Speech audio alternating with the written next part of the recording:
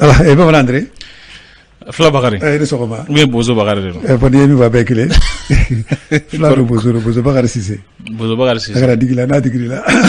mi tanya fa nga fom ay chef la ide voilà donc ba wana be fuli ke nga lamine ko bela jeli tabarkala ko bi yela mabdu barala doni mi e koroboro e Abdoulaye Dan ale nyafa cikumna ankrom so ale ndayana dara suro mo la bina la sonama ne ke ka tan woro Abdoulaye raga su donc mi e hippodrome na misra tede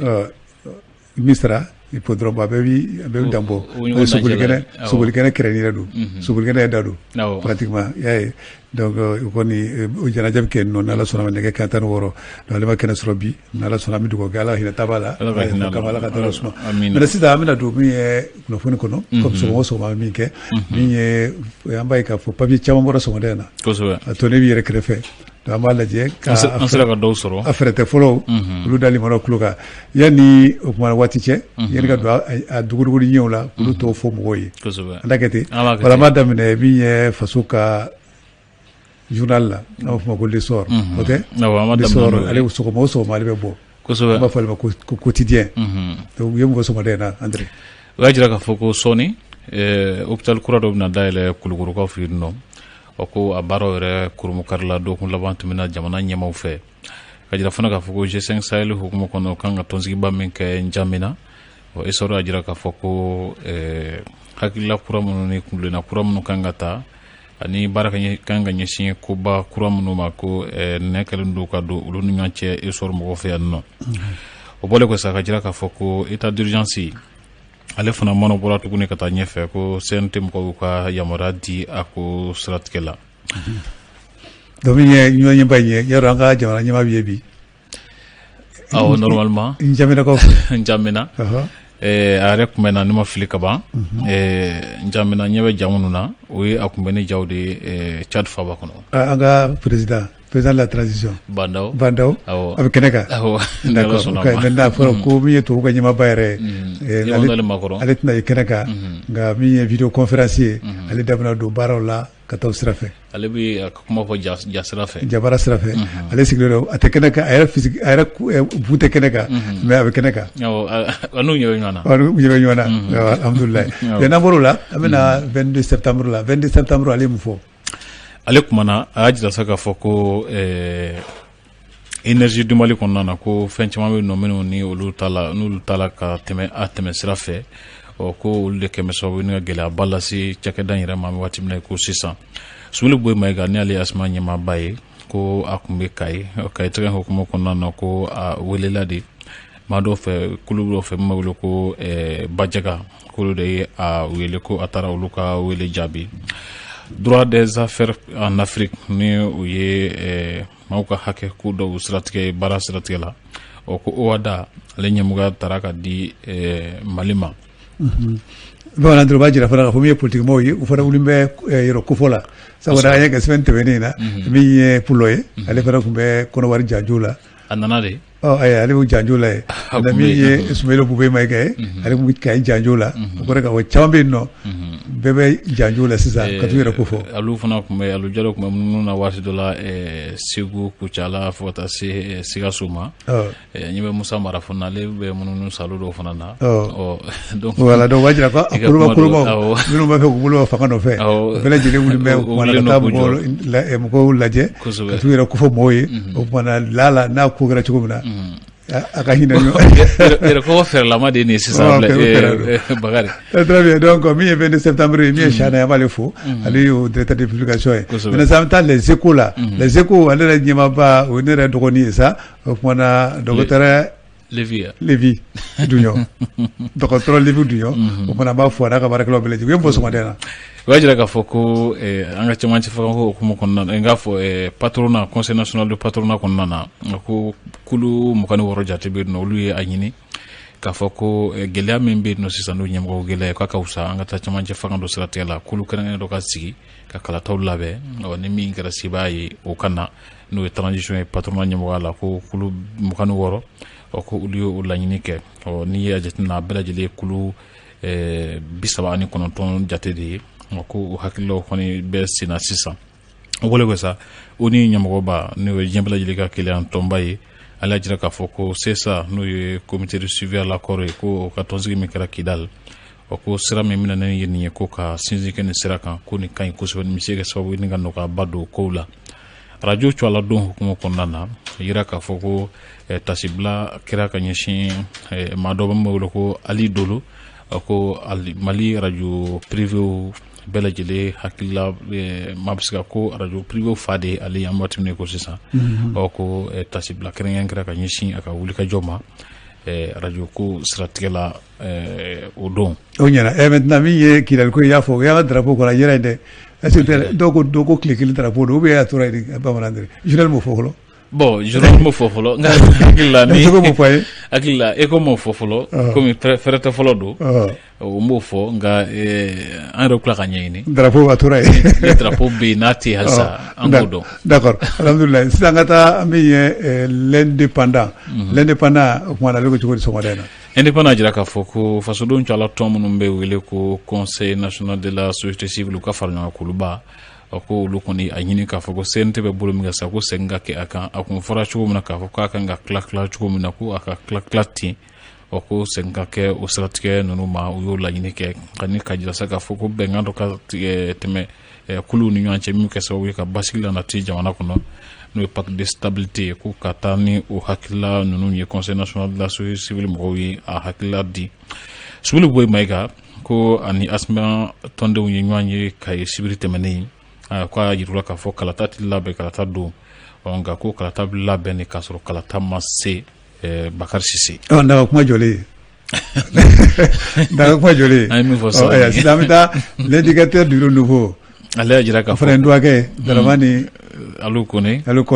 ale fana ye Seguka ye Seguka don k'a ni sɔgɔma ni Ala sɔnna ma groupe renouveau ɲɛmaaba don ka jira sa k'a fɔ ko dantɛmɛwalew siratigɛ la Banankabugu ko denmisɛnnin dɔ kɔni garibuden dɔ ale falen yɛrɛ nɔ ka a tigɛ Bakari Sise ani ka a jeni fana ko yɛrɛ Banankabugu garibuden k'a jeni k'a tigɛ tila k'a tigɛ ka la ka jeni mɔgɔ dusu gɛlɛyara sa koyi adamadenw dusu gɛlɛyara kojugu min bɛ tali kɛ bɛn ani yafaɲɔgɔnma siratigɛ la Kidal ko bɛn kɛra fɛn minnu kan indicateur du nouveau mɔgɔ kan ka k'u nɛ don kumaba dɔw ni ɲɔgɔn cɛ ka jira sa k'a fɔ ko maa dɔ bɛ min wele alimami dɔ bɛ min wele ko Nafo Sumela Jaabi a jira k'a fɔ ko ale ye seli dɔ ɲɛminɛ maninkakan na ko o ma diya Haut Conseil islamique mɔgɔw ye fiyewu u y'a ɲini gouvernement fɛ k'a fɔ ko ka a bolo bɔ alimamiya baara la bilen min bɛ tali kɛ kalanko siratigɛ la ko Move Africa Malitel olu ye kalanso dɔ di jɔnfaguru ma kalanso dɔ jɔ ka di olu ma Bakari Sise voilà o ye indicateur nouveau o y'ale ka kuma fɔlɔ ye min ye jumɛn info matin olu kɔni bɛ jaabilenba de bila yen don o don Niger ni jaabilenba ye sɔgɔmada in na n ye Imam Mamudu Diko jaabilenba ye ko a y'a jira k'a fɔ ko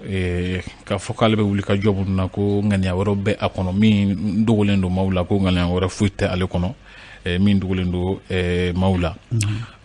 fanga ɲɛmaaso hukumu kɔnɔna n'o ye primature ye ko Imam ni a ka cidenw kuma kɛlen don o hakilila ninnu fana kan transition ko hukumu kɔnɔna n'o ye cɛmancɛ fanga ye ko société civile n'o ye fasodenw cala tɔnw ye ko olu kɔni ye u kantigɛ da jira Bakari Sise voilà donc o ye info matin ale ka bi bɔli ye maintenant an bɛ taa le malien ale ko cogo di le malien kumana a y'a jira k'a fɔ ko cɛmancɛ fanga ɲɛmaaba ni o ye Mokhtar Wani ye ko ale ye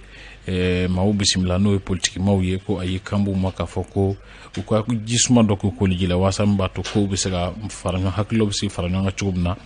jamana ka se ka bɔ gɛlɛya kɔnɔ masina ko Mali finitigiw ye bamanciw ka bingani wale dɔw kɔni kunbɛn ni ka u jɔyɔrɔ la a ko siratigɛ la Mali drapeau ye yeli min kɛ Kidal o don a jira sa k'a fɔ ko fara ɲɔgɔn kulu min bɛ politiko kunna n'a bɛ wele ko ATIR olu kɔni a jira sa k'a fɔ ko nin ye wali ɲumanba ye ko olu ye tasibila kɛ ka ɲɛsin a waleya ma bamanan ɲɛna koyi a diyara n bɛɛ ye maa o maa ye drapeau yalayala tɔ ye sanfɛla in na ye an ko kuma na nin ko de don ɲuman belebeleba ye o kuma Mali ka ɲɛ t'a la lala ni ko bɔra sira ma o kuma nin na kɛ sira ye lafiya dɔɔnin na don jamana kɔnɔ bon u ye communiqué min fana kɛ a kɔfɛ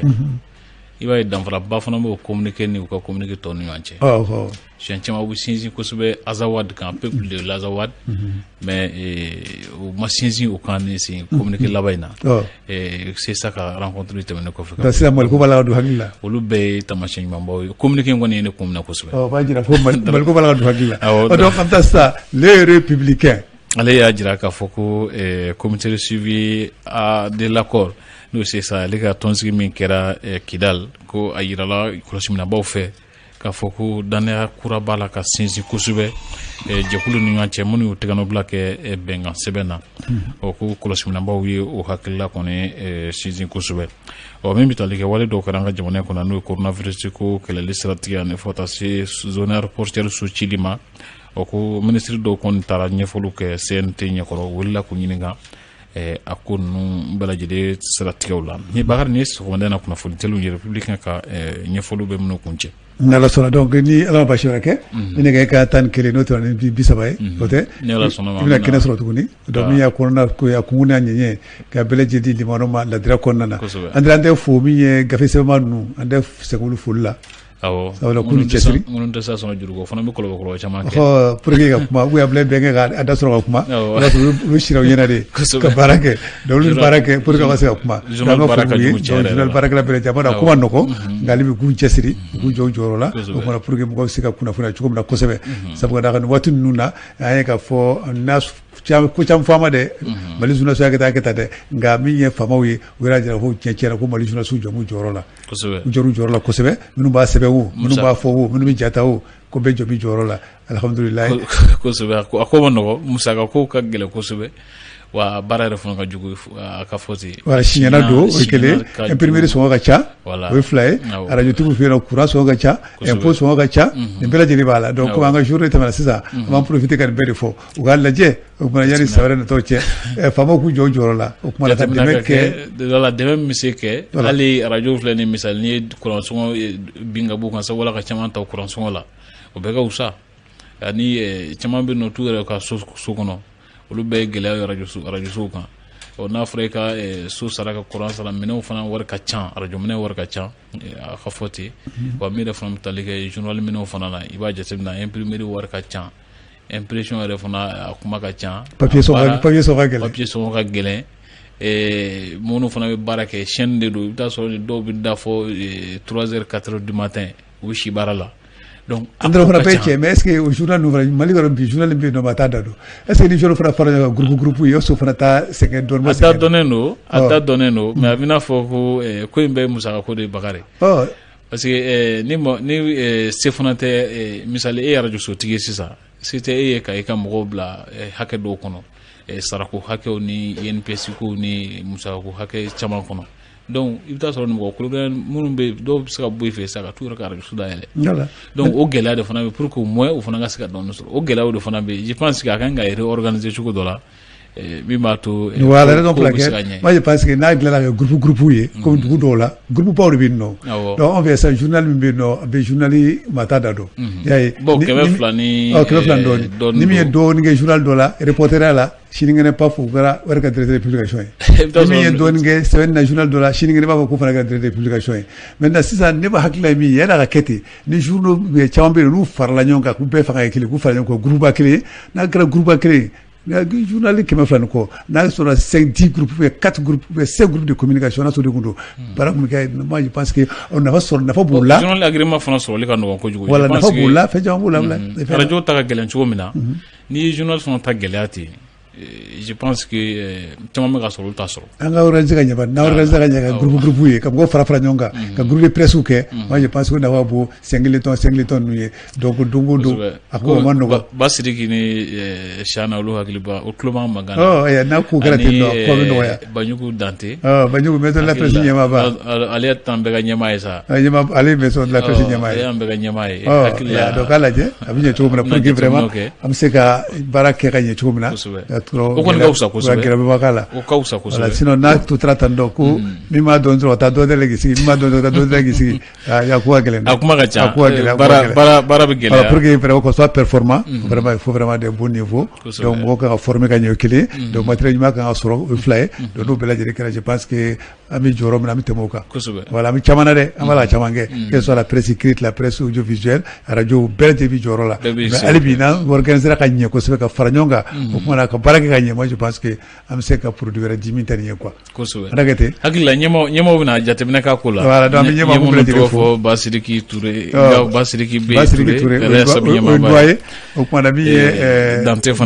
doye patronat ni ma fili Chana de kunya nyema Chana o kuma vale fara fo patronat de groupe de la presse mo bela dire fo voilà donc ku joro la pour que asiga baraka siga laka nye ko bina wala bo ka kalanga nye no nye kan laka nye bina ka soro baraka ke kanye o kuma minu sa faranyonga o kuma na condition créer pour que vraiment média peut être vraiment plus performant encore que tout ça dans la sonama wala ba na ba kini che amaka yeren ci ba no ala ba shore ke o kuma chini ala nyo so kenenga tukuni mi mana bola bodali mana kulo ba fam tukuna la dra konna ala do abu chu jamna kene blay sisa mi e maramo sangare tom dollar dara la fia bana mi flomsone tere na bora kana bu nyefo nyoy aluda la fia bana ale na kene mesa ale ni Fatou Fall uluma kariona sa donc ala claire chaya akambe watore ici